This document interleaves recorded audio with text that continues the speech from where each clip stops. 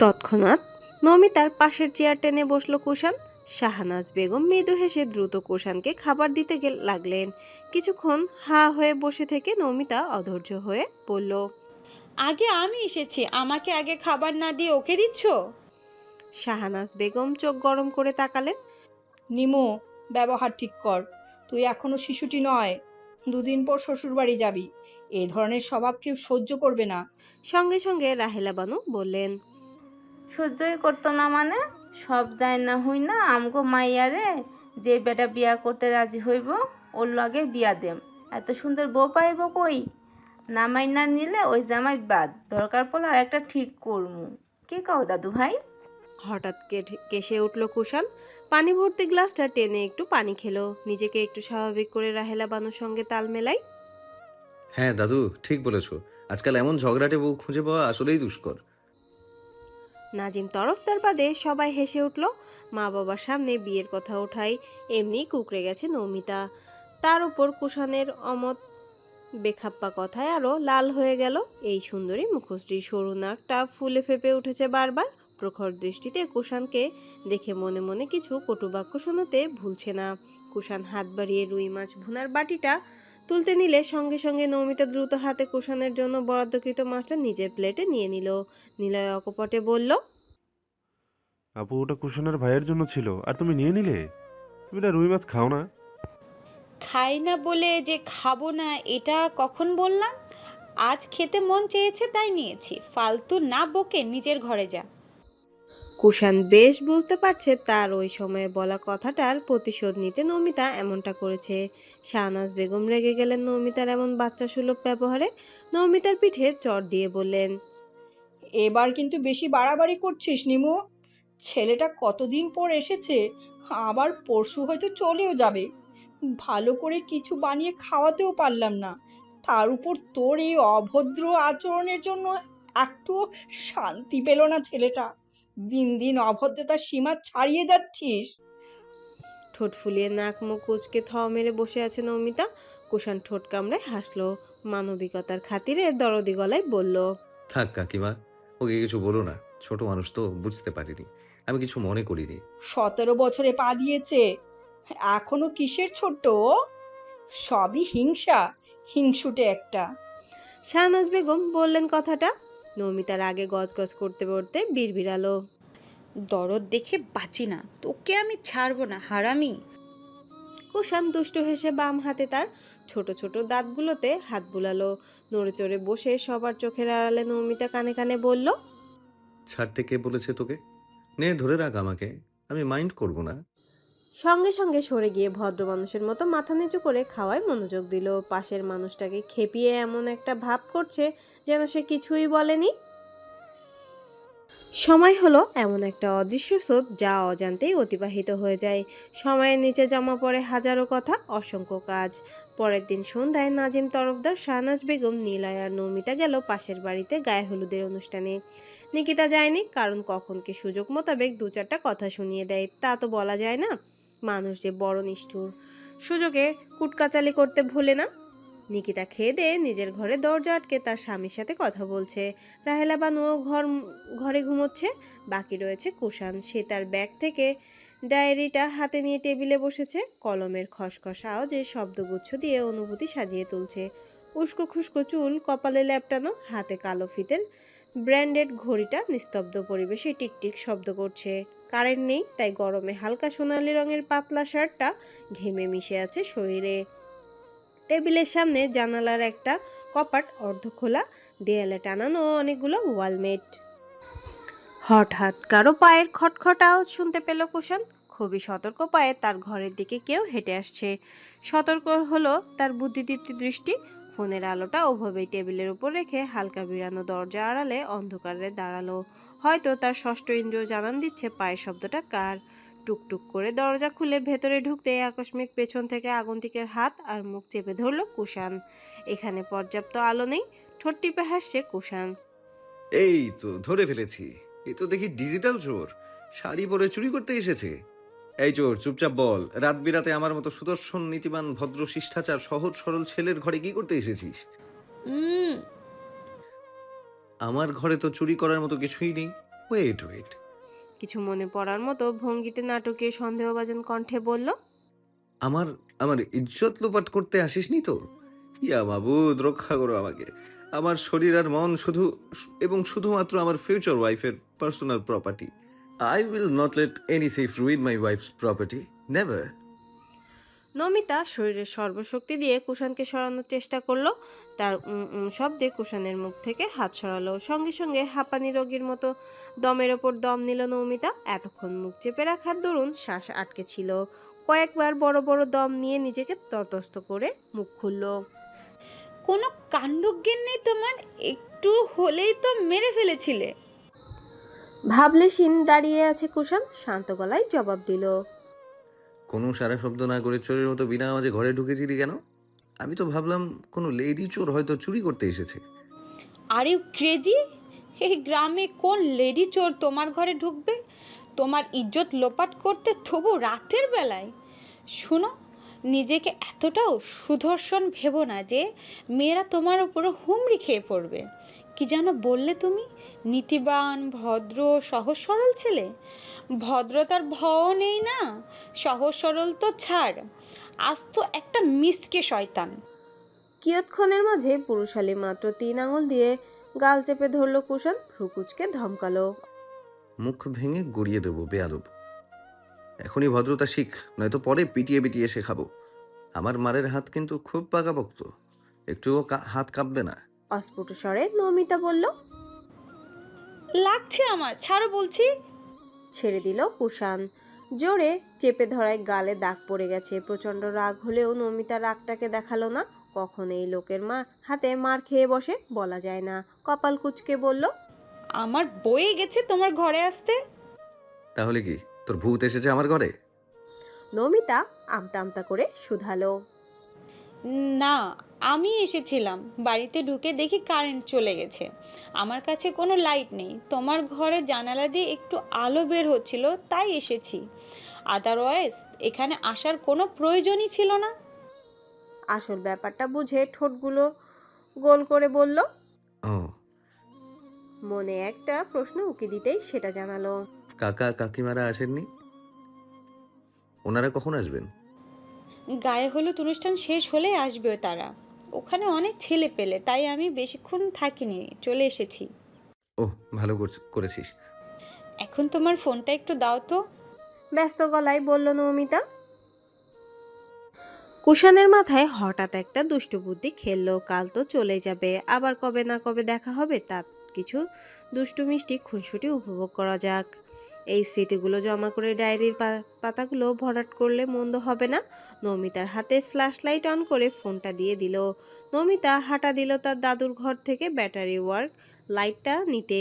তার পেছন পেছন হাঁটছে কুষাণ। 4 কদম এগোতেই উল্টো ঘুরে নমিতা কোমরে হাত দিয়ে ভ্রু কুঁচকে প্রশ্ন করলো। আমার পেছনে পেছনে আসছো কেন? কুষাণ চোখ ঘুরিয়ে আশপাশটা এক পলক দেখে নিল। তারপর সামনে দাঁড়ানো হলুদ শাড়ি পরনে সপ্তদশীর চোখের দিকে নির্নিমেষ চাহনি ফেলে বুলি ফুটালো। তোদের বাড়িতে আমি ভয় পাই। চারদিকে যেই জঙ্গল, আমার কাছে তো আর লাইট নেই, তাই তোর পেছনে পেছনে হাঁটছি। আসলে ভয় পায় নাকি ঢং করছে ঠিক ধরতে পারল না নমিতা। ভেঙচি কেটে আবারও হেঁটে রাহেলা বানুর ঘরে ঢুকলো। দাদু, তোমার লাইটটা কোথায়? ঘুমো ঘুমো কণ্ঠে তিনি বললেন। খুঁজা দেখ, এখানে কই একটা আছে হয়তো। 4-5টা খুঁজে দেখলো কিন্তু লাইট পেল না। একটা লাইট তার বাবার কাছে, আর একটা নিলয় নিয়ে গেছে। তাই এই মুহূর্তে তার দাদুর লাইটটা ছাড়া উপায় নেই। নিকিতাও হয়তো ঘুমিয়ে গেছে। নমিতা বলল। পাইনি দাদু, একটু ভালো করে মনে করার চেষ্টা করো, কোথায় রেখেছো? কিছুক্ষণ চুপ করে থেকে তিনি ধীর স্বরে ঘুমজড়িত গলায় বললেন। ছাদে যাইয়া দেখ। উৎসুক দৃষ্টিতে নমিতা প্রশ্ন করলো। ছাদে? লাইট আবার ছাদে থাকবে কেন? কিন্তু অপর পক্ষ থেকে জবাব আসলো না। বুঝলো ঘুমিয়ে গেছে। তাই উপায়ন্তর না পেয়ে কুষাণকে বলল। চলো ছাদে যাই। কুষাণ গা ছাড়া ভাব নিয়ে বলল। তুই যা, আমি দাদুর কাছে থাকবো। গাল ফুলালো নমিতা। এতক্ষণ তো ঠিকই আমার পিছনে পিছনে ঘুরছিলে, এখন একটু সাহায্য চাইলাম অমনি তোমার ভাব বেড়ে গেল। গিরগিটিও এত দ্রুত রং বদলায় না। কুষাণ এমন একটা ভাব করলো যেন আত্মা অহমিকায় আঘাত হানলো কথাটা। কোনো কথা না বলে চুপ করে দাঁড়িয়ে রইল, অথচ চোখের চাহনিতে গভীর কিছু লুকানো। কয়েক পল অপেক্ষা করে ফের নমিতা অনুরোধ করলো, প্লিজ চলো না কুষাণ ভাই, এখন ছাদে যেতে ভয় লাগছে, প্লিজ। কোনো বাক্য ব্যয় না করে বড় বড় কদম ফেলে যেতে আরম্ভ করলো কুষাণ। তার পেছন পেছন হাঁটছে নমিতা। কেন জানি কাছাকাছি থাকার এই মুহূর্তগুলোই বেশ লাগছে কুষাণের। কিছুদিন আগেও যেই ছেলেটা নিভৃত গভীর স্বভাবে থাকতো, ভালোবাসতো, আজ সে একটা মেয়ের জন্য উন্মাদ, যেখানে সেখানে তার সঙ্গ পাওয়ার লোভে অজুহাত খুঁজতে ব্যস্ত। এখনও ঠিক তাই, শাড়ি সামলে উঠতে কষ্ট হচ্ছে নমিতার। এতক্ষণ হাঁটা চলার জন্য কুচির ভাঁজ ঢিলে হয়ে গেছে। অসাবধানতাবশত পড়ে যেতে নিলে সঙ্গে সঙ্গে ধরে নেয় কুষাণ। ফোনের ফ্ল্যাশ লাইটের আলোয় চোখাচোখি হয় দুজনের। এক নতুন অনুভূতির সাথে পরিচিত হয় নৌমিতা। হঠাৎ যেন হৃৎপিণ্ডের লাফানোর গতি বেসামাল ঠেকছে। দেহ জোরে অজানা শিহরণ বয়ে চলেছে। হঠাৎ ফোনের বাজ খায় রিংটোনের শব্দ। দুজনার দৃষ্টি তখন ফোনের স্ক্রিনে। জেরিন নামে সেভ করা নাম্বারটা থেকে কল এসেছে। নমিতা ঠোঁট বাঁকালো। কোনো অদৃশ্য কারণে মেয়েটা তাকে দেখতে পারে না, ইচ্ছে করে না। নমিতার সামনে জেরিনের কল আসায় বিকৃতকর পরিস্থিতিতে পড়ল কুষাণ। কিছুক্ষণ আগের অনুভূতি সব উবে গেছে। নাও, তোমার জেরিন কল করেছে। এতদিন ধরে গ্রামে এসেছো, বেচারি খুব মিস করছে বোধহয়। দেবো এক থাপ্পড়, না জেনে কথা বলবি না। কুষাণ কলটা কেটে দিল। ভেঙচি কাটল নমিতা। ছাদে উঠে লাইট খোঁজার ফাঁকে কাছাকাছি চলে আসে দুজনে। মাঝে হয়তো কয়েক সেন্টিমিটার দূরত্ব।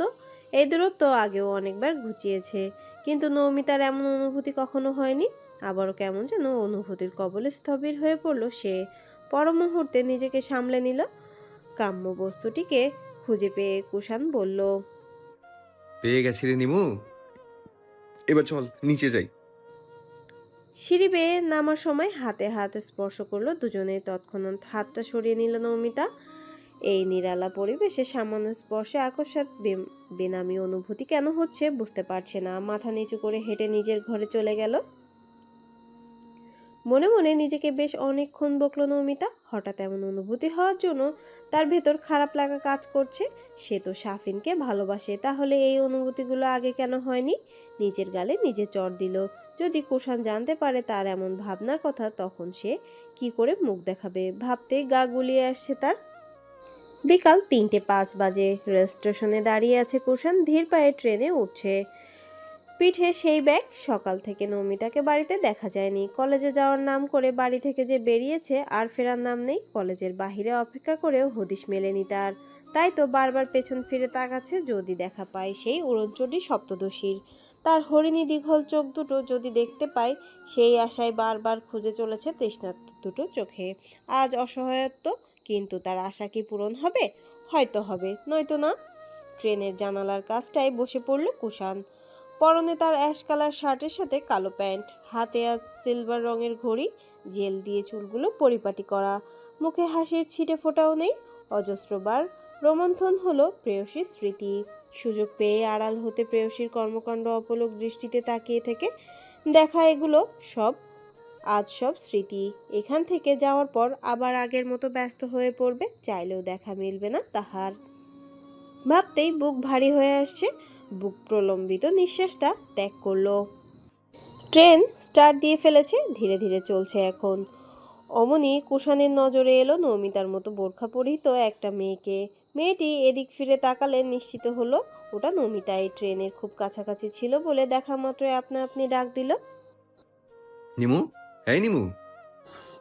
এদিকে ভয়ে বারবার শুকনো ঢোক গিলছে নৌমিতা। শুষ্ক ঠোঁটজোড়া জিভ দিয়ে ভেজালো। কুষাণ তাকে শাফিনের সঙ্গে দেখে ফেলেনি তো? যদি দেখে ফেলে তাহলে কি হবে ভাবতে ভয়ে জড়সড় হয়ে যাচ্ছে নৌমিতা। ভীতিগ্রস্ত চোখ দুটো ঘুরিয়ে ঘুরিয়ে দেখছে তার পরিচিত কেউ স্টেশনে আছে কিনা। না, তেমন কেউ নেই, চোখে পড়ল না। দ্রুত পায়ে স্টেশন ছাড়লো সে। মূলত আজ কলেজ ফাঁকি দিয়ে বেলা 12টা নাগাদ বেরিয়েছিল শাফিনের সঙ্গে। এই 3 ঘন্টা পার্ক এবং রেস্টুরেন্টে কাটিয়েছে তারা। শাফিনের স্বভাব আজ সম্পূর্ণ অন্যরকম লেগেছে নমিতার কাছে। হুটহাট হাত ধরে ফেলা, কাছে ঘেঁষতে চাওয়া, বারবার মুখ ঢাকতে নিষেধ করা, সেই সঙ্গে নৌমিতার মুখের দিকে তাকিয়ে হঠাৎ করেই রোমান্টিক রোমান্টিক কথা বলছে, যা নৌমিতার জন্য ছিল প্রচণ্ড অস্বস্তিদায়ক। আরও অনেক কিছু ঘটেছে দৃষ্টিটাও ছিল অন্যরকম। সুযোগ বুঝে নৌমিতার ঠোঁটে হাত দিতে নেবে, অমনি নৌমিতা নিজ মুখ সরিয়ে নেয়। কারণ জিজ্ঞেস করলে বলে, ঠোঁটে আইসক্রিম লেগেছিল, ওটাই মুছে দিতে চেয়েছিল, অন্য কোনো ব্যাপার নেই। রিক্সা করে বাড়ি পৌঁছানো নৌমিতা পুরোটা সময় সে ছিল প্রচণ্ড আতঙ্কে। ঘরে ঢুকে দ্রুত বোরকাটা চেঞ্জ করে নিল। উঠোনে শাহনাজ বেগম আর মালাকে ছাড়া কাউকে দেখতে পায়নি। কলপাড় থেকে হাত মুখ ধুয়ে আসলো। দরজা আটকে বিছানায় গায়ে এলিয়ে দিয়ে কিছুক্ষণ চোখ বুজে শুয়ে থাকলো নৌমিতা। কিছুক্ষণ পর দরজার বাহির থেকে ডাক দিল নিকিতা। হ্যাঁ নিমো, নিমো, দরজা খোল। উঠে গিয়ে দরজাটা খুলে দিল নৌমিতা। বিরক্ত মাখামুখাভাবে নিকিতা বলল, কলেজ সেই কখন ছুটি হয়েছে? এতক্ষণ কোথায় ছিলি? কোচিংয়ে গিয়েছিলাম, সামনের সপ্তাহে পরীক্ষা, রুটিন দিয়ে দিবে তাই আর কি। ঠিক আছে, দাদু তোকে খুঁজছে, যা গিয়ে দেখে আয়। আচ্ছা। মুখের ওপর মিথ্যা কথাটা বলে তড়িঘড়ি করে রাহেলা বানুর ঘরে ঢুকলো। নৌমিতাকে দেখে রাহেলা বানু চওড়া করে হেসে দিলেন। পান খাওয়া লাল টকটকে দাঁতগুলো দৃশ্যমান হলো ওনার। নৌমিতা মৃদু হেসে জিজ্ঞাসা করলো, আমায় খুঁজছিলে? হ, আয় বস এখানে।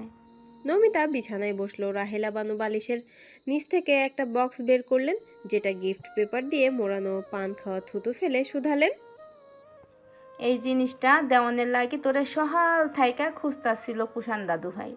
পরে তোরে খুঁজতে না পাইয়া আমার কাছে দিয়া গেছে বাক্সটা। নে তোর জিনিস, ঘরে যাইয়া খুইলা দেখ কি আছে। বলে পান খাওয়ায় মনোযোগ দিলেন তিনি। আড়ালে মিটিমিটি হাসছেন, কারণ এই সম্পর্কে অবগত। বহু আগেই ওনাকে কুষাণ বলেছিল তার মনের কথা। তবদা খেয়ে নমিতাকে বসে থাকতে দেখে উচ্চস্বরে বললেন, কি হলো, যাস না কেন? মাথা নেড়ে বলল যাচ্ছি। নমিতা ঠিক বুঝতে পারলো না কুষাণ তার জন্য কি রেখে গিয়েছে। দাদির কথা মতোই ঘরে নিয়ে গেল ব্যাগটা।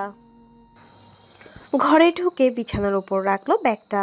কোনো এক অদৃশ্য কারণে মনে হলো দরজার কপাট লাগিয়ে দিলে বোধহয় ভালো হবে। ম্লান মুখভাবে ফের গিয়ে দরজাটা আটকে দিল নমিতা। টেবিলের ড্রয়ার টেনে কাঁচি বের করলো। চকচকে র্যাপিং পেপারের গায়ে হালকা সোনালি রঙের ফিতা বাঁধা। প্যাকেট খুলে অজান্তেই হাসলো সে। চোখ জোড়ালো পছন্দের জিনিসগুলো পেয়ে। হাত বাড়িয়ে ধীরে ধীরে সেগুলো বের করলো। লাল, গোলাপি, নীল রঙের 3 ব্যান্ডেলের সাথে এক ব্যান্ডেল তার অত্যাধিক পছন্দের রেইনবো চুড়ি। বক্সের ভেতর আরও রয়েছে 2টো হেজাব আর একটা বেলি ফুলের গাজরা। খুশিতে জল করলে উঠল হরিণীর দীঘল নেত্রপল্লব। কয়েক পল পিট পিট করে জিনিসগুলোর ওপর আবারও নজর বুলালো। একটা হিজাব হাতে নিতেই একটা চিরকুট পড়ল বিছানায়। কৌতূহলবশত হাতে নিল সে।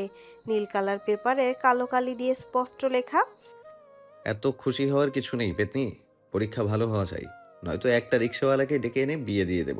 ভেঙচি কেটে সরু চোখে কিছুক্ষণ ভাবল নৌমিতা। মিনিট দুয়েক পেপারে পেরোতে না পেরোতেই ফিক করে হেসে দিল। জিনিসগুলো পড়ে পড়ে আয়নায় দেখলো নিজের প্রতিচ্ছবি। ভালোই মানিয়েছে তাকে। সুশ্রী, ছোট মুখে আনন্দ যেন উপচে পড়ছে। ভয়ও হচ্ছে। পড়াশোনা তেমন একটা করেনি। যেখানে সে পাশ নিয়ে চিন্তিত, সেখানে ভালো রেজাল্ট আশা করা বোকামি ছাড়া কিছুই না।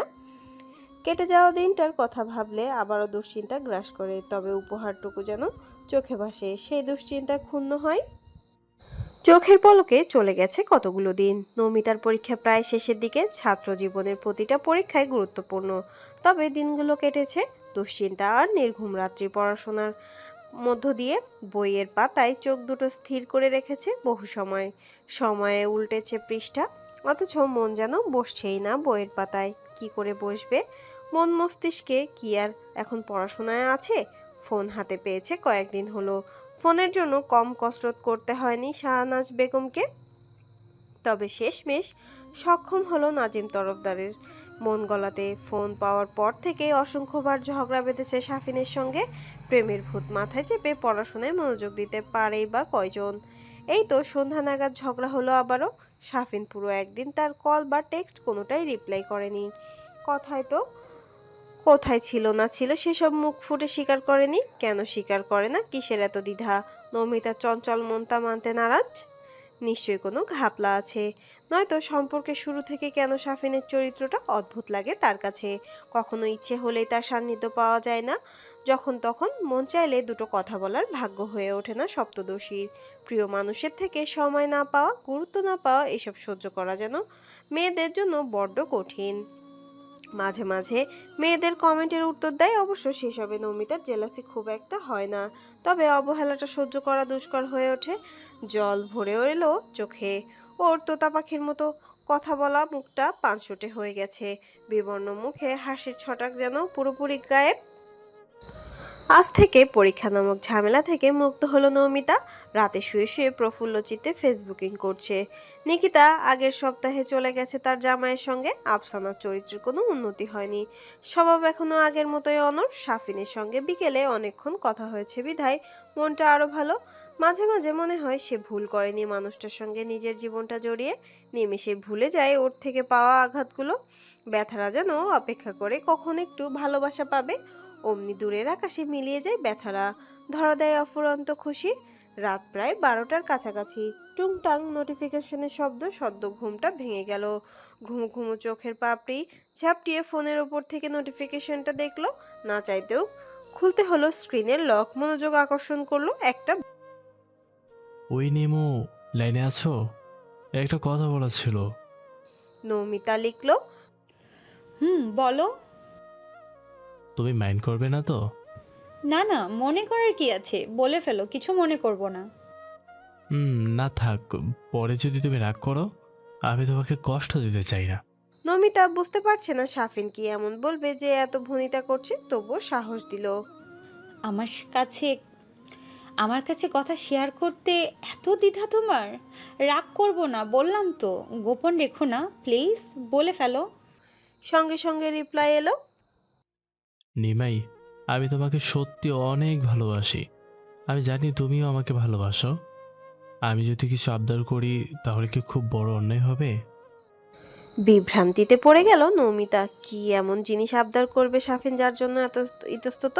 বুক ভরে শ্বাস নিল, ফোনের স্ক্রিনে আঙুল ঘুরিয়ে লিখলো, হুম, অন্যায় হবে না, আমি তো তোমারই। অপর প্রান্তের ব্যক্তিটা যেন হাসলো। একটা ওড়না ছাড়া পেক দাও তো নিমাই, কথা দিচ্ছি রাখবো না। হঠাৎ অপ্রত্যাশিত আবদারে চমকালো নমিতা। থমকে গেল, হাত ঠাস করে পড়ে গেল ফোন মুখের ওপর। সঙ্গে সঙ্গে ঠোঁটে ব্যথা অনুভূত হলো। লবণাক্ত তরল পদার্থ বেরিয়ে আসছে। ওড়না দিয়ে মুছে নিল দিতে। অস্বস্তিতে হাঁসফাঁস লাগছে তার। রাগও করতে পারছে না পূর্বের কথা দেওয়ায়। এটা কেমন আবদার সাফিন? কুণ্ঠাবোধ করলো ভীষণ রকম। রিড রিসিপ্টস অপশনটা অফ করে দিল দ্রুত। সাফিন অনুরোধের স্বরে বলছে তার আবদারটা রাখতে। নমিতা দ্রুত কি বলবে বুঝতে না পেরে আইডি লক আউট করে ফোন অফ করে দিল। নিকিতা বলেছিল যেসব ছেলে এই ধরনের কিছু চাইবে তারা কখনো চরিত্রবান হতে পারে না। কিন্তু নমিতার কাছে সাফিন দোষের বই গুণগুলো বেশি ভেসে ওঠে। চাইলেও সে কখনো ভুলতে পারবে না, ভুলতে চায় না। ঘুরন্ত ফ্যানের দিকে বিস্মিত চোখ দুটো স্থির। শূন্য মস্তিষ্ক কিছু ভাবতে চায় না। মন বলছে যা হওয়ার কাল হবে, আজ যেন মাথা ব্যথা না বাড়াই। ঘড়ির কাঁটার টিক টিক টিক শব্দ। সময় ঠিক রাত 2টা হবে হয়তো। অক্ষিপটে নির্জাত দেখা মিলছে না। এপাশ ওপাশ করেও শান্তি পাচ্ছে না মন। ড্রিম লাইটের আবছা আলোয় আলোকিত ঘরটা। ফোনটা হাতে তুললো। আরও একটা আইডি আছে তার, যেটাই শুধু পরিচিতরা সংযুক্ত। প্রথম স্ক্রলেই একটা পোস্ট সামনে এলো। চোখ আটকালো কুষাণ তরফদার নামটা দেখে। আগ্রহতে পড়তে শুরু করলো। মাঝে মাঝে প্রচণ্ড ইচ্ছে হয় সময়টাকে স্থির করে রাখতে, আটকাতে ইচ্ছে হয় তার নিজস্ব বহমানতা। কিছু মুহূর্ত যে ভোলা যায় না, বারবার ফিরে যেতে মন চায় অতীতে। মনে হয় ওই সময়টাতে যদি আরেকবার ফিরে যাওয়া সুযোগ হতো, প্রতিটা সেকেন্ড তাকে আগলে রাখতাম, কাছাকাছি থেকে তার প্রতিটা নিঃশ্বাসের শব্দে মিশে যেতাম। কিন্তু আফসোস, সময়টাকে যে ধরে রাখা যায় না। যেই দুষ্ট মিষ্টি খুনসুটিতে মেতে থাকতো উন্মাদ হৃদয়, একদিন সেই খুনসুটিগুলো তলবি তল্পা গুছিয়ে বিদায় নেয় আমার জীবন থেকে। চাইলেও ওরা ধরা দেয় না আর আমার কাছে। এক খণ্ড স্মৃতি হয়ে মস্তিষ্কের কোনো এক কোণে রয়ে যায়। আমার ক্ষেত্রে কিছুটা ব্যতিক্রম ঘটে। মস্তিষ্ক যদি মুছে দেয় সেই ভালো লাগার এক খণ্ড দৃশ্যপট, তাই খুব যত্নে কলমের কালি খরচ করে মজুদ রাখি, সযত্নে লুকিয়ে রাখি সেই পৃষ্ঠাটা। প্রিয়তমার বিস্ফলা দৃষ্টিটাও আমার কাছে বড্ড দামি। তাকে মিস করি ভীষণ রকম। উপলব্ধি করি তার অনুপস্থিতি কতটা বিদীর্ণ করে বক্ষ কুঠুরি। হরিণী দীঘল চোখে কাজলের ছোঁয়া, অতঃপর যখন আমার পানে তাকায়, এফোড় ওফোড় হয়ে যায় আমার বক্ষপিঞ্জর, বেসামাল হয়ে পড়ে নিউটনের প্রত্যেকটি সেল। তাদের চাওয়া পাওয়ার কোনো সীমা পরিসীমা নেই। আবার কবে কবে অতীতের পুনরাবৃত্তি ঘটবে? নীরবে নিভৃতে প্রহর গুনছে, আশার প্রদীপ এখনো নিভেনি, জল জল করে চলছে সোনালি আলো। পুরোটা গভীর মনোযোগ দিয়ে পড়ল নমিতা। কুশনের লেখার মধ্যে যে কাব্যিক একটা ভাব আছে সেটা তার জানা ছিল না। এখন কুষাণ ভাইকে মেসেজ পাঠালে কেমন হয়? যেই ভাবনা সেই কাজ। বাহ, তোমার তো দেখি লেখক লেখক ভাব। এতটুকু লিখেই আর কিছু লেখার সাহস করলো না। কে জানে আদৌ রিপ্লাই দিবে কিনা। তাকে চমকে দিয়ে তৎক্ষণাৎ জবাব এলো ওপাশ থেকে, বিস্মিত চক্ষু সপ্তম আসমানে। এত রাতে অনলাইনে কি করিস? নমিতা মৃদু হাসলো। একটু মজা করা যাক, মানুষটাকে খেপাতে বড্ড লাগে তার। লিখলো, প্রেম করি। তা তুমি কি করছো? ভাবির সাথে কথা বলো নাকি? সাথে দুইটা লজ্জার ইমোজি। কুষাণ কি ভাবছে কে জানে, তবে চঞ্চল নমিতার মতলবটা হয়তো ধরতে পেরেছে। সেও একটু আশকারা দিয়ে লিখলো, প্রেম করিস? সে তো উত্তম কাজ। তোর ভাবি আবার কি নিলয় বিয়ে করে ফেলেছে? ন্যাকামি করো কেন কুষাণ ভাই? নিলয়ের কি বিয়ের বয়স হয়েছে? তোমার গার্লফ্রেন্ডের কথা বলছি। ও হ্যাঁ, বলছি তো তোর ভাবির সঙ্গে। জানিস তোর ভাবিটা না বড্ড পাষাণ, একটু খোঁজ নেয় না আমার, ভাবেও না আমার কথা। নমিতার একটু খারাপ লাগলো কেন যেন। সেও আবেগাপ্লুত হয়ে লিখলো, কেন? কেন খোঁজ নেই না? এর জন্য বুঝি পোস্টে ওসব লিখলে? হুম। ওই জেরিনের এত বড় দুঃসাহস হয় কি করে আমার হ্যান্ডসাম ভাইকে ইগনোর করে? একটু বকা দিয়ে আসি। এই গাথি, জেরিনের কথা আসছে কোথা থেকে? তোর ভাবি অন্য কেউ? ঠোঁট কামড়ে গভীর মনোযোগ দিয়ে মেসেজ পড়ছে নমিতা। আগ্রহ দমিয়ে রাখতে না পেরে জিজ্ঞাসা করেই বসলো, কে সে? ভাবিটাকে একটু দেখতে পারি কি?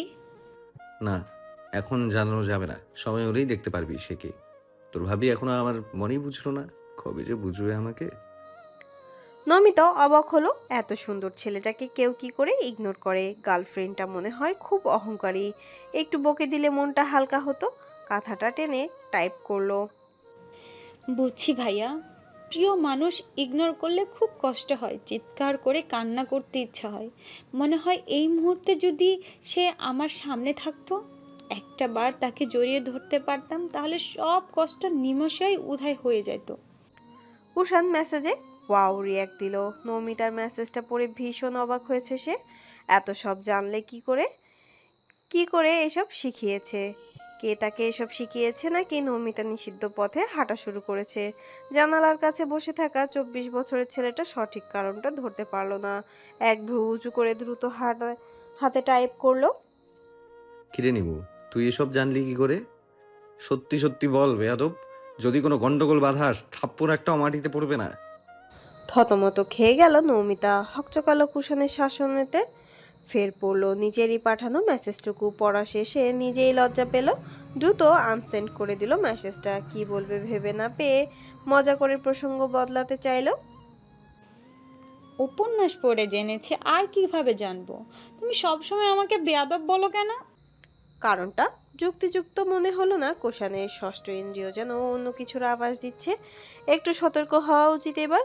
গোয়েন্দা দৃষ্টি ফেলতে হবে নিমুর সমস্ত অ্যাক্টিভিটির ওপর। স্বভাবসুলভ কঠিন ভাষায় ফের উত্তর দিল, নিমুর বাচ্চা, যদি কোনো ঘাপলা পাই, তোর একদিন কি আমার একদিন। বেল্টের মার তো খাসনি কখনো, একবার খেলে উড়াউড়ি সব বন্ধ হয়ে যাবে। অধিকার খাটিয়ে সতর্ক বার্তা পাঠালো কুষাণ। নমিতা বড় ভাইয়ের শাসন হিসেবেই দেখলো ব্যাপারটা। আবারও আতঙ্কে মলিন হয়ে এলো আদল। আদৌ তাদের সম্পর্ক পূর্ণতা পাবে তো? কি জানি কি হবে।